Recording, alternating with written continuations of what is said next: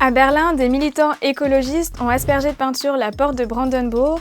À Paris, ils s'en sont pris au ministère de l'Intérieur et à Londres, un tableau de Van Gogh a goûté à la soupe à la tomate. Sans parler des nombreuses routes bloquées un peu partout en Europe. Les activistes misent de plus en plus sur des actions sensationnelles pour mettre le climat sur le devant de la scène médiatique. Mais la réponse politique peut faire mal. Au Royaume-Uni, 2 militants de Just Stop Oil ont fait les frais de la sévérité de la justice. 3 ans de prison pour Morgan Trowland et 2 ans et 7 mois pour Marcus Decker. Pendant 40 heures, ils avaient bloqué pacifiquement un pont clé à Londres pour demander à leur gouvernement de suspendre toute nouvelle autorisation d'exploitation pétrolière et gazière. Est-ce une sanction juste? Est-ce que ce genre de peine pourrait dissuader les militants d'agir? On a parlé de tout ça avec des avocates, des experts et des activistes. Le pays le plus sévère en Europe, on vient de le voir, c'est le Royaume-Uni. On a demandé à des jeunes londoniens quelle peine était appropriée, d'après eux, pour le blocage d'une route. I personally don't think any punishment is really justified. Fines okay, but where exactly are those fines going at the end of the day? You've got to think about that as well. Are the fines just going to go straight to the government? Are they going to do anything about climate change at the end of the day? They should definitely be at least imprisoned for like 24 hours or something so they understand that that's not acceptable. 24 heures de prison, c'est peu par rapport aux 3 ans de prison écopés par Morgan, le militant de Just Stop Oil. Mais depuis quand des peines aussi sévères sont-elles prononcées de l'autre côté de la Manche? On a posé la question à Alice Hardy, elle est avocate à Londres et spécialisée dans les droits humains. It is drastic, but that's a relatively recent trend.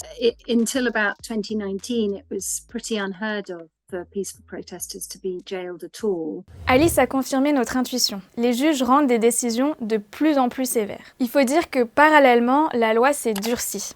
Depuis avril dernier, tu peux écoper de 10 ans de prison pour trouble à l'ordre public. Et cette loi vise clairement les activistes climatiques. Elle introduit de nouvelles infractions pénales très spécifiques à leurs actions. Par exemple, il est interdit de s'accrocher à une autre personne ou à un bâtiment et même d'avoir l'équipement nécessaire sur soi, ou encore de bloquer des infrastructures clés comme un aéroport ou un site pétrolier.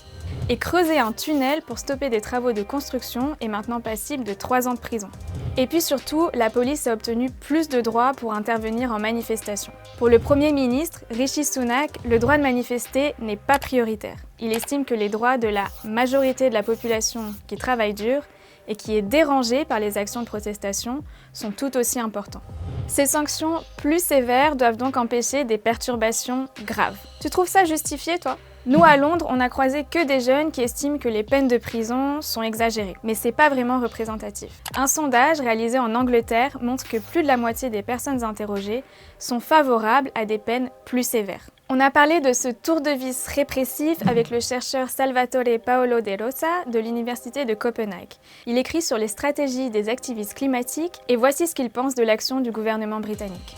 They want to show their toughness against those who break the law. That is also a typical campaign point of conservative political parties. And also, in a kind of populist move, they want to bring the public on their side. Le gouvernement, lui, met en avant le préjudice financier. Sur le site officiel, on peut lire que les manifestations de Just Stop Oil auraient coûté 14,5 millions de livres, soit 16,6 millions d'euros en opérations de police. Quelles que soient les motivations politiques du gouvernement, ces peines de prison peuvent-elles vraiment freiner les activistes?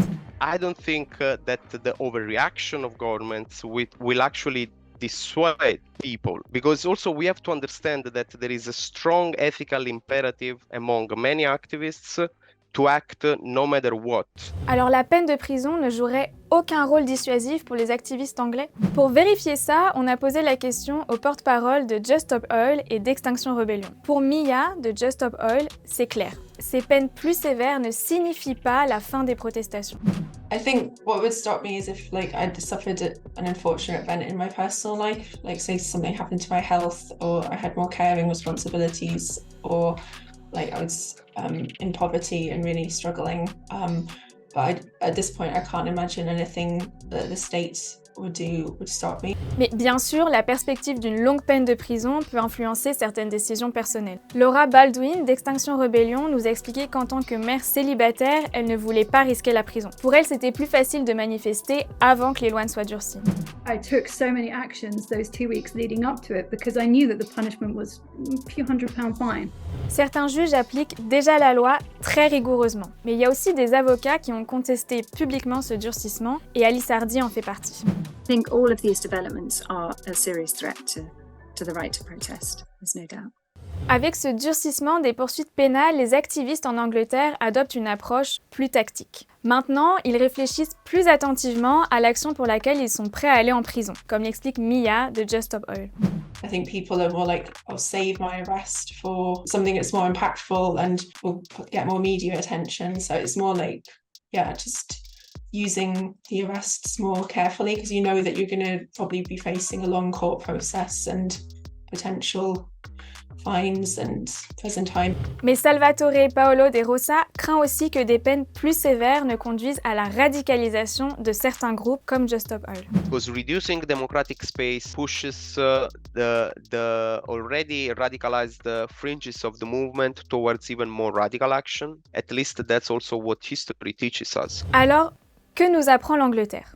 Là-bas, les lois sont déjà plus strictes et beaucoup exigent des mesures encore plus sévères à l'encontre des activistes. Et pourtant, les actions continuent. Les activistes savent ce qui les attend et certains disent envisager des actions qui vaudraient la peine d'aller en prison. Leur message est très clair. Ils n'arrêteront complètement que si le gouvernement agit vraiment contre la crise climatique. Donc il est peu probable que la désobéissance civile soit réellement stoppée par des peines plus sévères et la situation pourrait plutôt s'aggraver. Et toi, t'en penses quoi ? Est-ce que ces peines de prison vont trop loin ? Laisse-nous ta réponse en commentaire.